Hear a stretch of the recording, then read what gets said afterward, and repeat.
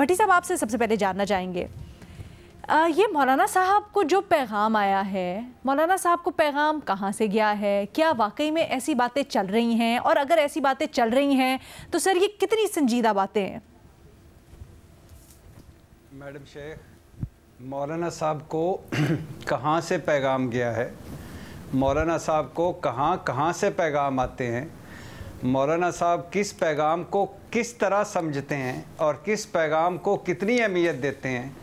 Madam Sheikh ये यकीन करें मुझसे ज़्यादा आप जानती हैं या मौलाना साहब जानते हैं। लेकिन चूँकि आपने सवाल कर दिया है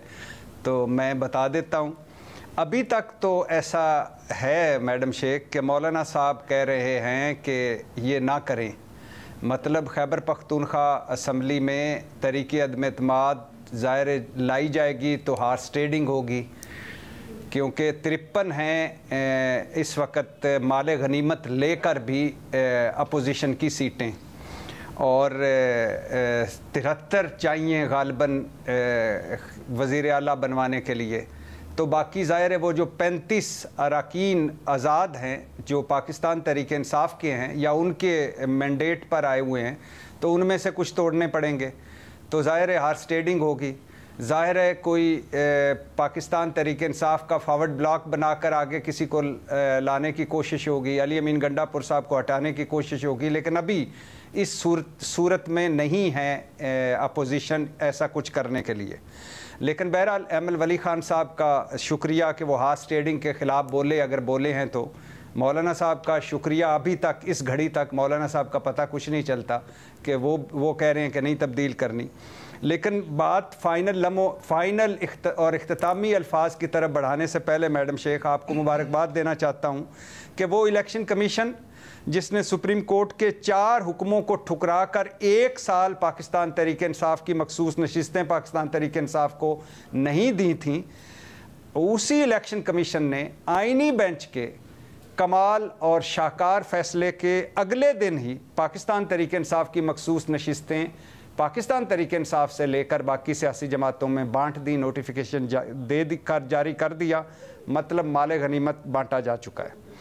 अब सवाल आपका ये है कि क्या खैबर पख्तूनख्वा में हुकूमत दुरुस्त सियासी चाल होगी ये हटाने की या रिजीम चेंज करने की? तो इस सवाल में मैडम शेख लफ्ज़ जो दुरुस्त है इसको अगर आपकी तबा माइले बेकर्म हो तो इसको निकाल दें, क्योंकि अब पाकिस्तानी सियासत जहाँ पहुँच चुकी है मैडम शेख, वहाँ दुरुस्त या ना दुरुस्त, मतलब दुरुस्त या गलत नामी चीज़ों का कोई वजूद नहीं रहा। अब सिर्फ सियासी चालें रह गई हैं। फैसल करीम कुंडी साहब को कहना यह है कि प्यारे भाई ज़रा हौले हौले, ज़रा धीरे धीरे ठंडी करके खाएं मेरे प्यारे भाई। 25 नशिस्तें हैं गालिबन, अगर मैं गलत नहीं हूं तो, क्योंकि खलीलुर रहमान कमर साहब ने मुझे फ़ोन करके कहा कि गलत लफ्ज़ जो है होता ही कोई नहीं है, गलत होता है। तो गलत मशवरे भी किससे ले रहे हैं आप, माशाल्लाह सर। जी मैडम शेख साहब, आपकी मोहब्बत को सलाम मैं पेश करता हूँ। तो 25 नशिस्तें हैं गालिबन खैबर पख्तूनख्वा हुकूमत में या खैबर पख्तूनख्वा जो अभी बांटी गई हैं। तो कहने का मकसद ये है कि कोशिश तो है,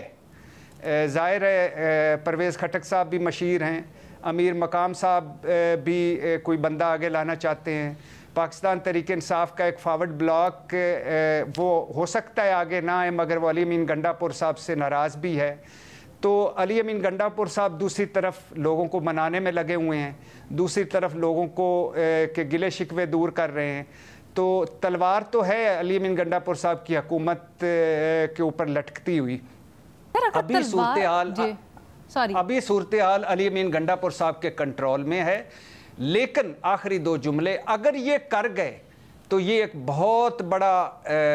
सियासी वो कहते हैं ताकत का इंजेक्शन होगा एक बार फिर पाकिस्तान तहरीक इंसाफ के लिए, अली अमीन गंडापुर साहब के लिए, शहीद बनने के लिए, मजलूम बनने के लिए, विक्टिम कार्ड के लिए, और जो उनकी गवर्नेंस परफॉर्मेंस पर बातचीत होती है, जो उनकी सियासत पर बातचीत होती है, वो सारी दब जाएगी और एक बार फिर से पाकिस्तान तहरीक इंसाफ को एक बड़ा कार्ड मिल जाएगा कि भाई یہ حال ہو گیا ہمارا تو خیبر پختونخوا میں جو عوام نے مینڈیٹ دیا تھا، مخصوص نشستیں کیا، بلہ کیا، مینڈیٹ کیا، سر یہ انٹرسٹنگ اپروچ ہے آپ کی. صرف اتنا سا بتا دیں، آپ سمجھتے ہیں بڑی مشکلات ہیں ابھی خیبر پختونخوا حکومت کے لیے اور گنڈا پور صاحب کے لیے، تو کل تو جو ان کی باڈی لینگویج تھی اور جس طرح سے انہوں نے تڑیاں لگائی ہیں، وہ پھر کانفیڈنس کہاں سے آ رہا ہے ان میں؟ میڈم شیخ، علی امین گنڈا پور صاحب کی گفتگو، علی امین گنڈا پور صاحب کی جو بات چیت ہے وہ ہمیشہ ایسے ہی ہوتی ہے، اور علی امین گنڈا پور صاحب ابھی اس وقت تک بالکل ٹھیک کہہ رہے ہیں کہ ان کے پاس نمبر پورے ہیں، اور وہ سمجھتے ہیں کہ ان کو رجیم چینج نہیں ہو سکتا، لیکن کل آنے والا اگر حکومت طے کر لے، وفاقی حکومت، تو جو آپ کے مطابق انہوں نے طے کر لیا ہے، جو آپ کے مطابق انہوں نے طے کر لیا نہیں میڈم شیخ، خواہش موجود ہے، بالکل خواہش موجود ہے. آصف بشیر چودھری صاحب، یہ جو خواہش موجود ہے، کیا آپ سمجھتے ہیں یہ درست خواہش ہے، اس کا فائدہ ہوگا یا اس کا نقصان ہوگا؟ جی میں ذاتی طور پہ یہ سمجھتا ہوں کہ جو یہ خواہش موجود ہے، اور وہ خواہش بھی کہاں موجود ہے، صرف گورنر کی اگر آپ بات کریں، کیونکہ وہ یہ جانتے ہیں کہ پیپلز پارٹی کی حکومت کے پی کے میں آنا شاید بہت ناممکن کے قریب ہے، جو وہاں پہ صوبے میں ان کی صورتحال ہے. وہ سمجھتے ہیں کہ یہ ہائی ٹائم ہے جس میں ہم باقی اپوزیشن کو ساتھ ملا کے اور کسی نہ کسی طرح اگر یہاں حکومت بنائیں تو ایک تو ان کو ذاتی بہت فائدہ پہنچتا ہے، لیکن مسئلہ یہ ہے کہ اس سارے عمل میں جو سب سے اہم کھلاڑی ہیں وہ مولانا فضل الرحمان ہیں، اور مولانا فضل الرحمان کے پاس بڑی کلیئرٹی ہے کہ وہ یہ کہتے ہیں کہ 12-13 سال کی جو بدترین حکمرانی یہاں پہ قائم کی پی ٹی آئی نے کے پی کے اندر، اس کو آپ ایک شہید بننے کا موقع دیں گے، اور وہ سارا جو ان کی اکاؤنٹیبلٹی کا عمل ہے اس کو آپ روک دیں گے، جو عوامی اکاؤنٹیبلٹی کا ہے، جو آئندہ کسی الیکشن میں ہونا ہے، اگر آپ اس وقت ان کی حکومت چینج کریں گے. دیکھیں جو علی امین گنڈا پور ہیں، پارٹی کے اندر شدید اختلافات ہیں، اور وہ سمجھتے ہیں کہ خان صاحب بھی انہیں ہٹانا چاہتے ہیں. جو وہ اعلانات کر رہے ہیں وہ چاہتے ہیں کہ کسی طریقے سے کسی طریقے سے جو ہے وہ اپوزیشن ایکٹیویٹ ہو جائے اور کسی طریقے سے انہیں شہید بننے کا موقع مل جائے. لیکن اس میں ہوگا کیا؟ دیکھیں ابھی جو انہوں نے 93 ارکان کی پارلیمانی پارٹی کا اجلاس تھا، اور میری معلومات کے مطابق اس میں آدھے لوگ بھی نہیں آئے. ٹھیک ہے، اسد کیسر صاحب کہاں تھے؟ جنید اکبر صاحب اپنے دوستوں کو کہہ رہے ہیں کہ مجھے زبردستی بلایا گیا تھا اور میں لارجر انٹرسٹ کے چکر میں گیا ہوں، ورنہ میں نہیں بیٹھنا چاہتا تھا ان کے ساتھ. یہ بات انہوں نے اپنے دوستوں سے کہی ہے. اور دیکھیں بات یہ ہے کہ علی امین گنڈا پور جو ہیں وہ چاہتے ہیں کہ مجھے یہاں پہ شہید کیا جائے، اور میں شہید کا رتبہ لے کے دوبارہ جو ہے وہ طاقت گین کروں، کیونکہ اس وقت وہ پارٹی کے بانی چیئرمین کی نظروں میں بھی اپنا اعتماد کھو چکے ہیں، طاقتور حلقے بھی ان سے ناراض ہیں. اس وقت علی امین گنڈا پور جو ہیں وہ ڈیسپریٹ ہیں، اور ڈیسپریٹ ہونے کے بعد وہ اس طرح کے چیلنجز دے رہے ہیں. اپوزیشن کے وہ لوگ جو موقع سے کچھ فائدہ اٹھانا چاہتے ہیں وہ تو اس طرح کی سوچ رکھ سکتے ہیں جس طرح گورنر پنجاب ہیں، لیکن جو وہاں کے مین سٹیک ہولڈر ہیں جیسے عوامی نیشنل پارٹی ہے یا جے یو آئی ہے، وہ بالکل بھی نہیں چاہتے کہ ہم، کیونکہ بہرحال 2 درجن لوگ آپ کو پی ٹی آئی کے پھر بھی توڑنے پڑیں گے.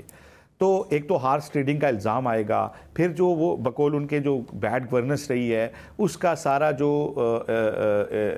معاملہ ہے وہ صاف ہو جائے گا. تو اس وجہ سے جو ہے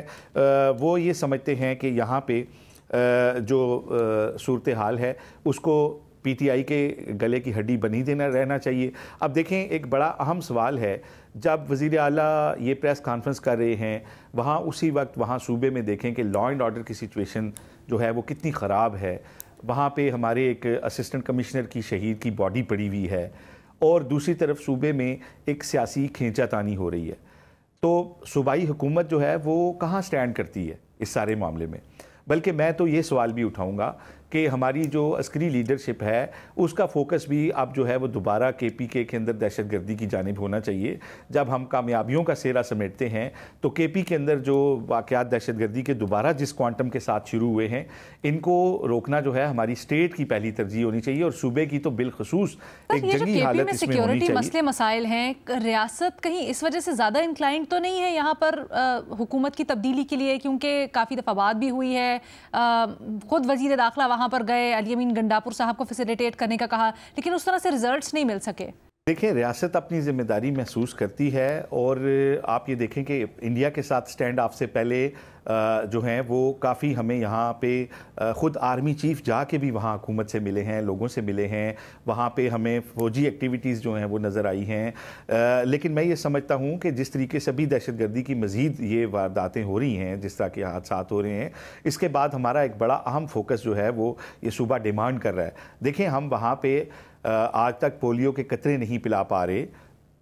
جو جنوبی کے پی ہے اس کی صورتحال ہمارے سامنے ہے، وہاں پہ طالبان نے جو پیرل سسٹم کھڑے کی ہوئے بعض اضلاع کے اندر وہ ہمارے سامنے ہیں، لا انفورسنگ ایجنسیز جو ہیں وہ وہاں پہ اس طریقے سے کھل کے کام نہیں کر پا رہی، تو اس وقت سب کی نظریں دوبارہ سے اس سیکیورٹی کی صورتحال کے اوپر ہیں۔